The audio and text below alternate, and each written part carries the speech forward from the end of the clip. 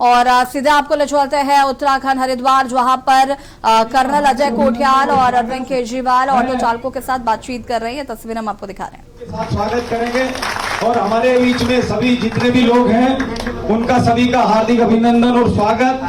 मैं हमारे लिए आज बहुत ही सौभाग्य की बात है, क्योंकि मैं समझता हूं ये ऑटो यूनियन के लिए बहुत सौभाग्यशाली दिन है। कोई मुख्यमंत्री इस प्रकार सीधे संवाद करने के लिए आज हमारे बीच में उपस्थित हुए हैं, ये हमारे लिए बहुत सौभाग्य की बात है। मैं चाहता हूं एक बार हमारे मुख्यमंत्री जी के लिए जोरदार तालियों से स्वागत करेंगे। धन्यवाद। जैसे ही हम सबको पता चला कि हम सब जितने भी हमारे यूनियन के अध्यक्ष हैं, आप सबसे संवाद करना चाहते हैं, तो हमें कल से नींद नहीं आ रही थी और हम बेसब्री से आपका इंतजार कर रहे थे। हम आपका पलके बिछाए इंतजार कर रहे थे कि आप कब हमारे बीच में आएंगे और कब हमें ये सौभाग्य मिलेगा कि आप हमारे बीच में उपस्थित होंगे। आज वो दिन, वो सौभाग्य हम लोगों को प्राप्त हुआ कि आप हमारे बीच में उपस्थित हुए। आपका बहुत धन्यवाद, बहुत आभार। अब मैं, चूंकि समय कम है और आप सभी यूनियन के अध्यक्ष यहाँ उपस्थित हैं, और मैं 2 मिनट अपने कर्नल साहब से चाहता हूं कि हम सबका मार्गदर्शन करें। आदरणीय कर्नल कोठियाल जी।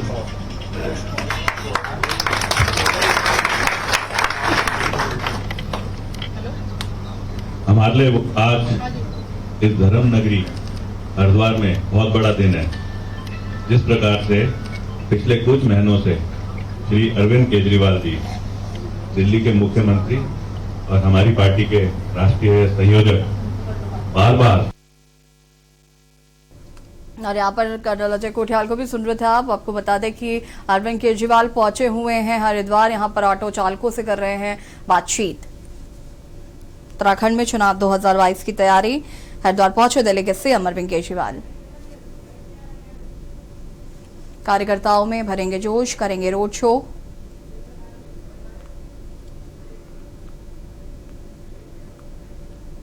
और यहाँ पर वक्त हो गया एक छोटे से ब्रेक का, जो हाजिर होता है।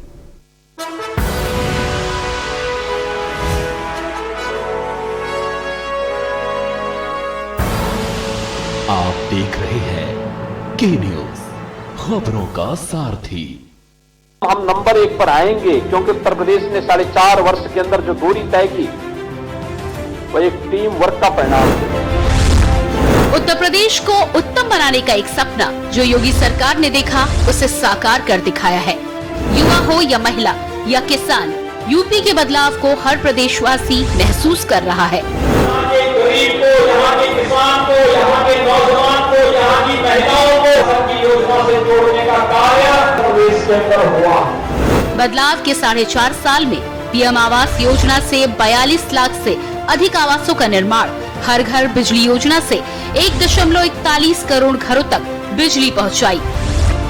30,000 ग्राम पंचायतों में शुद्ध पेयजल योजना से पीने का साफ पानी, 3 करोड़ 25 लाख लोगों को उज्ज्वला योजना से गैस कनेक्शन का लाभ मिला। खाना बनाने में कोई दिक्कत नहीं है, मेरे धुआं से भी बच जाते हैं। ओडीओपी योजना से जीवन में खुशहाली आई। निःशुल्क राशन और टीके से बेहतर स्वास्थ्य का लाभ मिला। लाभार्थियों के खाते में सीधा भुगतान कर भ्रष्टाचार पर लगाम कसी गई। बदलाव की नीयत से माननीय मुख्यमंत्री श्री योगी आदित्यनाथ जी ने प्रदेश के सुनहरे भविष्य की परिकल्पना को धरातल पर साकार किया। बदलाव, सोच ईमानदार, काम दमदार। खुदी को आजमाया है तो ये अंदाज आया है, खुदी को आजमाया है तो ये अंदाज आया है। तुम में भी मैं हूँ, शुद्ध प्लस पान मसाला। करें अपने जीवन को कृतार्थ, सुने श्रीमद् भागवत कथा रोज प्रातः 6 बजे मेरे साथ, सिर्फ के न्यूज इंडिया।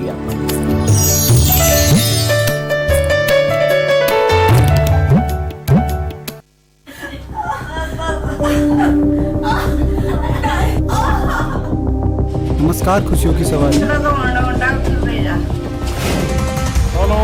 लिए एक पिकअप है।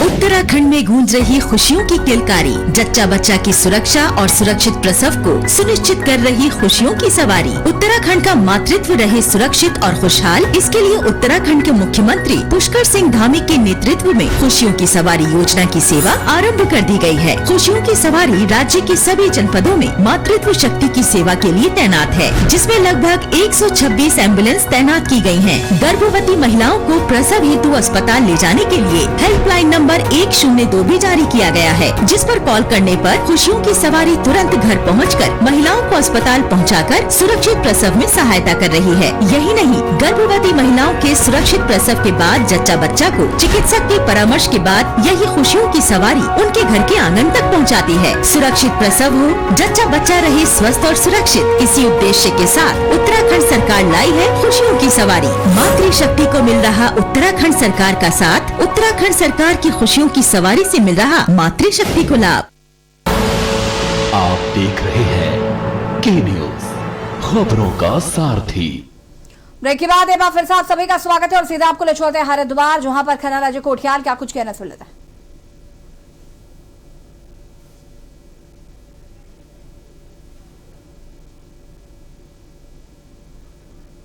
सीएम केजरीवाल का 1 दिवसीय दौरा है उत्तराखंड में। आप नेता खनन अजय कोठियाल भी साथ में मौजूद। और कम हमारे लिए सौभाग्य मिलेगा, क्योंकि समय कम है और आप सभी यूनियन के अध्यक्ष यहाँ उपस्थित हैं।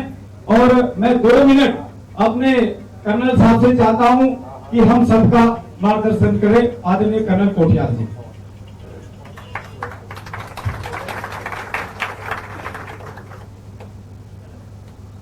हमारे लिए आज इस धर्म नगरी हरिद्वार में बहुत बड़ा दिन है।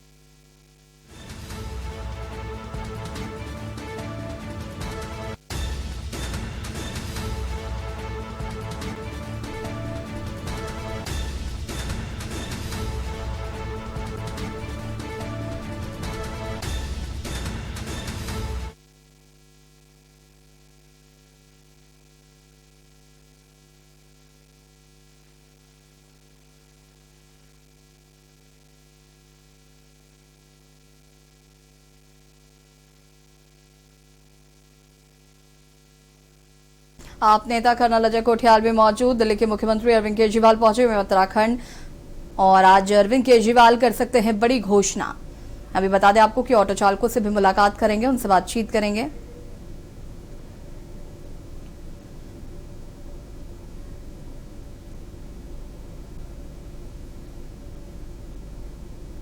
सीएम केजरीवाल का उत्तराखंड का यह 4था दौरा है। कार्यकर्ताओं में भरेंगे उत्साह। आपका बहुत बहुत आभार हरिद्वार में आने पर। मैं ऑटो विक्रम महासंघ से प्रवक्ता एंड महामंत्री हूँ, आदेश शर्मा मेरा नाम है। सर, मैं आपसे एक ही बात कहना चाहूंगा कि आपका आगे आगे जाकर स्वागत किया जाए केजरीवाल जी का, जिन्होंने ऑटो वालों को बुलवाया। बहुत बहुत धन्यवाद आपका। मैं एक चीज कहना चाहूंगा आपसे कि हमारी जो वर्तमान सरकार है फिलहाल, पिछले लॉकडाउन में, इस लॉकडाउन में हमारी ऑटो विक्रम की किस्तें टूट गई है सर। जो फाइनेंसर हमें परेशान कर रहे हैं कि तुम्हारी गाड़ी खींच लेंगे, तुम्हें ये कर देंगे, फलाना कर देंगे, इसमें हमारी सहायता की जाए सर थोड़ी सी। पहला पॉइंट। दूसरा, मैंने आपको ज्ञापन दिया है अपने अध्यक्ष महोदय के द्वारा, उसमें मेरे सारे बिंदु लिखे हैं सर। धन्यवाद सर। हाँ बताओ भैया, बताओ। उनको दे दो लाल शर्ट दे दो।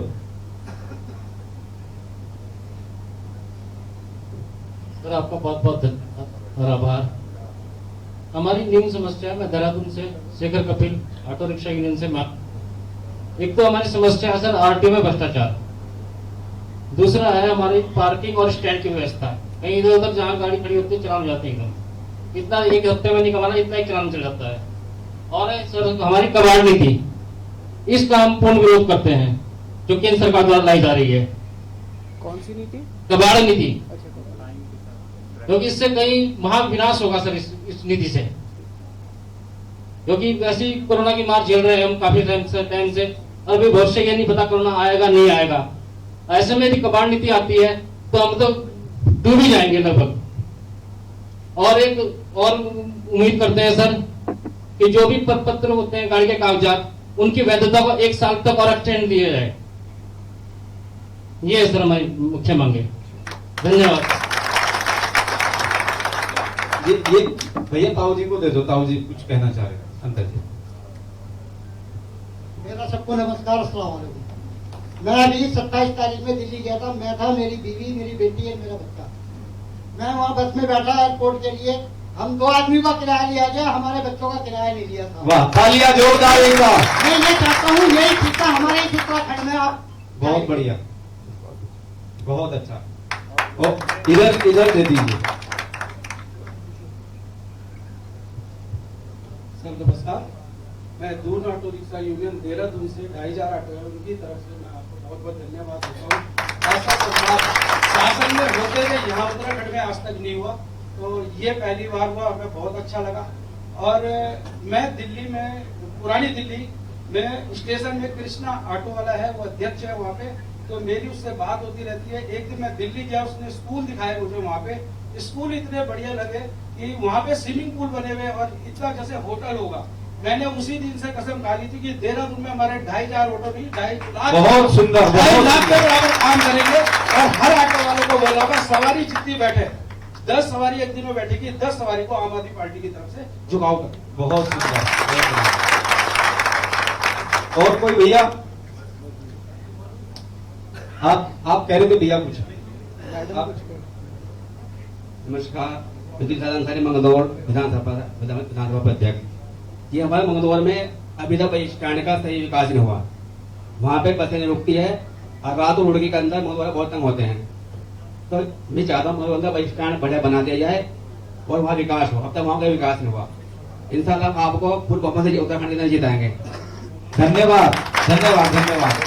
अब मैं अपने सीएम साहब से चाहता हूं कि वो जो अब हम सबका मार्गदर्शन करें। आदरणीय सीएम साहब।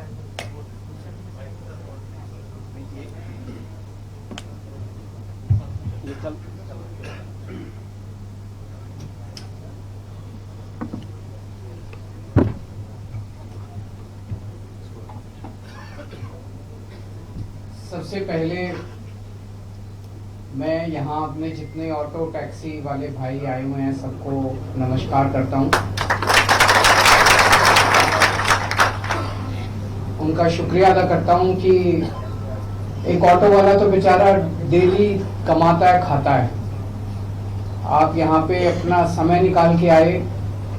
जाहिर तौर पे हर एक ने एक दो सवारी तो गंवाई होगी, तो मैं आपका शुक्रिया अदा करता हूं कि आपने हमें इतना मान सम्मान दिया, तवज्जो दी कि आप अपना धंधा छोड़ के आज 3-4 घंटे के लिए आए।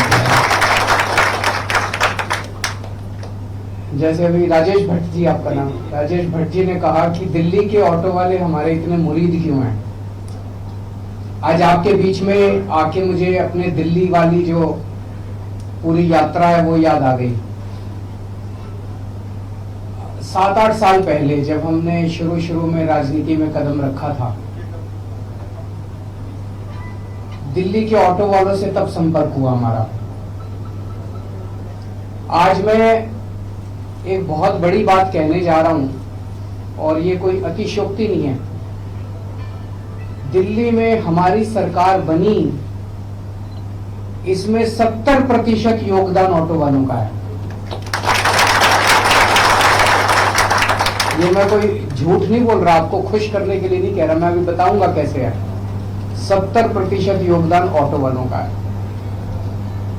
यहाँ का मुझे नहीं पता, लेकिन दिल्ली में उस वक्त ऑटो वालों को लोग बड़ी नफरत की नजरों से देखते थे। कहते थे ऑटो माफिया, ऑटो वाला मीटर से नहीं चलता, ऑटो वाला ज्यादा ओवर चार्जिंग करता है, ऑटो वाले माफिया हैं, ऑटो वाले ये हैं, ऑटो वाले ये, इस तरह की बातें ऑटो वालों के लिए कही जाती थी।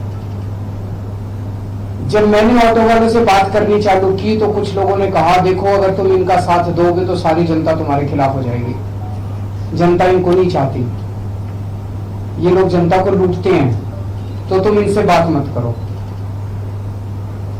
जब मैंने बात की और सारे सिस्टम का पता चला, एक ऑटो वाला सवेरे से शाम तक पुलिस वाले को भी पैसे देता है, सरकारी विभाग के ट्रांसपोर्ट डिपार्टमेंट को भी पैसे देता है, आरटीओ वाले को भी पैसे देता है, पता नहीं कितने लोगों को पैसे देने पड़ते हैं। और जब किराया बढ़ाने की बात आती है तो कोई सरकार उनका किराया नहीं बढ़ाती। कानून इतने मुश्किल बना रखे हैं, इतने मुश्किल बना रखे हैं कि कोई ऑटो वाला बेचारा चाह के भी ईमानदारी से काम नहीं कर सकता। फिर जब वो कहां से निकालेगा पैसा, वो फिर सवारी से 2-4 रुपए एक्स्ट्रा ले लेता है। तो मैंने रामलीला मैदान में एक दिन सारे ऑटो वालों की मीटिंग बुलाई। मैंने कहा मैं तुम्हारे साथ खड़ा हूं और आज मैं दिल्ली की जनता को अपील करना चाहता हूं कि अगर ये ऑटो वाले माफिया होते तो आज इनके बड़े बड़े महल होते। इन्होंने जितना भी, आप कहते हो ये लूटते हैं, जितना भी इन्होंने लूटा वो सारा लूट मार करके भी ये बेचारे झुग्गी में रहते हैं। तो माफिया ऑटो वाले नहीं है, माफिया ये नेता हैं, माफिया ये पार्टियां हैं जिन्होंने जानबूझ के सिस्टम बना रखा है कि ऑटो वाले को बेचारा अपनी ईमानदारी के साथ सुख चैन से जिंदगी नहीं जी सकता। माफिया कौन है? माफिया वो लोग हैं जिन्होंने सड़कों के और पता नहीं किस किस चीज के अंदर हजारों करोड़ रुपए के पैसे कमा लिए, अपने प्राइवेट जेट रख लिए, अपने बड़े बड़े महल बना लिए, बड़ी बड़ी गाड़ियां बना ली। माफिया वो है या माफिया हमारे बेचारे ऑटो वाले हैं जो अपनी 2 जून की रोटी कमाने के लिए तड़पता रहता है क्या? तो मैंने वहां पे जब दिल्ली की जनता को कहा, मैंने कहा एक बार हमको जिता दो, ऐसा सिस्टम बनाऊंगा कि सारी दिल्ली की जनता ऑटो वालों से प्यार करने लगेगी। आज आप दिल्ली चले जाओ, अब दिल्ली में कोई ऑटो वाला, कोई दिल्ली की जनता ऑटो वालों के लिए कुछ बुरा भला नहीं कहती। ऑटो वाला दिल्ली के लोगों को प्यार करता है, उनको इज्जत देता है और दिल्ली की जनता ऑटो वालों को इज्जत देती है। सारे मीटर से चलते हैं, सारे अच्छा चलते हैं, सारे ईमानदारी से कमाते हैं। क्यों? हमने सारा सिस्टम बदल दिया ऑटो का। जितने उलट सुलट कानून इन्होंने बना रखे थे जिसकी वजह से इनसे पैसे लिए जाते थे, वो सारे कानून बदल दिए, सारा सिस्टम ठीक कर दिया। हम लोगों ने किराए बढ़ा दिए। जितना ऑटो वालों किराया कमेटी बनाई, उस किराया कमेटी में ज्यादा ऑटो वाले थे, 2-4 अफसर थे। ऑटो वाले ने खुद बैठ के अपना, भाई ऑटो वाले भी जब बैठेंगे अनापशन आप किराया थोड़ी बढ़ाएंगे, अनापशन आप किराया बढ़ा देंगे तो सवारी मिलनी बंद हो जाएगी। तो जब ऑटो वाले अपना किराया तय करते हैं तो वो देखते हैं कि देखो जी अगर हमने ज्यादा बढ़ा दिया तो फिर वो टैक्सी से ज्यादा हो जाएगा, फिर लोग हमारे आना बंद कर देंगे। सारा देखते हैं ऑटो वाले, इतना सरकार नहीं देखती। तो ऑटो वालों ने खुद अपना किराया बनाया और आज सारी दिल्ली की जनता भी खुश है और ऑटो वाले भी खुश है। आज दिल्ली के ऑटो वाले और यहाँ पर जिले के मुख्यमंत्री अरविंद केजरीवाल हरिद्वार पहुंचे हुए हैं, ऑटो चालकों से बात कर रहे हैं, उनकी समस्याओं को उन्होंने सुना और बताया कि दिल्ली में किस तरीके से कानूनों को बदला गया है और वहां पर ऑटो चालक किस तरीके से खुशहाली जिंदगी जी रहे हैं। तो कहीं ना कहीं वो फंडा जो है वो उत्तराखंड में भी अपनाना चाहते हैं। आगे और भी आपको दिखाएंगे, फिलहाल वक्त हो गया एक छोटे से ब्रेक का, चल हाजिर होता है। आप देख रहे हैं के न्यूज़।